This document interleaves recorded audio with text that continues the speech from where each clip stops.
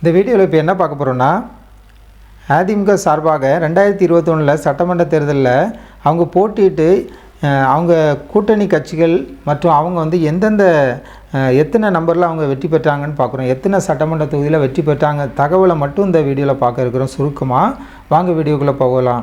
நம்ம பார்த்துட்டு இருக்க 2021 சட்டமன்ற தேர்தலில் அதிமுக கூட்டணி மற்றும் அவர்கள் கூட்டணி கட்சிகளுடைய வாரியாக வென்ற இடங்களை வெற்றி பெற்ற இடங்களை மட்டும் இந்த வீடியோவில் பார்க்க இருக்கிறோம்.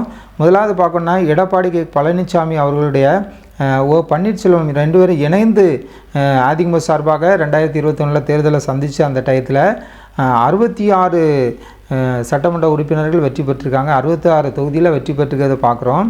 66 எம்எல்ஏ இருக்காங்க. இப்போது ரெண்டாவது பார்க்கணுன்னா, பாட்டாளி மக்கள் கட்சி சார்பாக ராமதாஸ் அவருடைய கட்சியில் 5 சட்டமன்ற உறுப்பினர்கள் தேர்ந்தெடுக்கப்பட்டிருக்காங்க, வெற்றி பெற்றிருக்காங்க.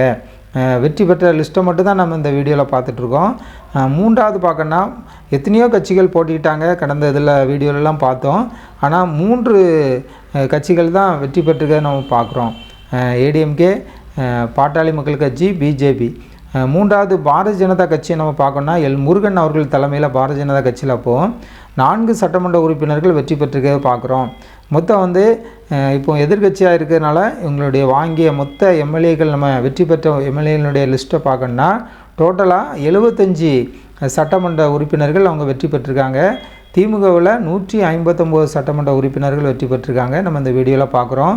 அதிமுக வந்து எதிர்கட்சியாக இருக்காங்க. இப்போது 2021 சட்டமன்ற தேர்தலில் அவங்க கூட்டணி கட்சியினுடைய இதை பார்த்துட்டோம். அதிமுக 66, பாட்டாளி மக்கள் கட்சி 5, பாரதிய ஜனதா 4, மொத்தம் 75.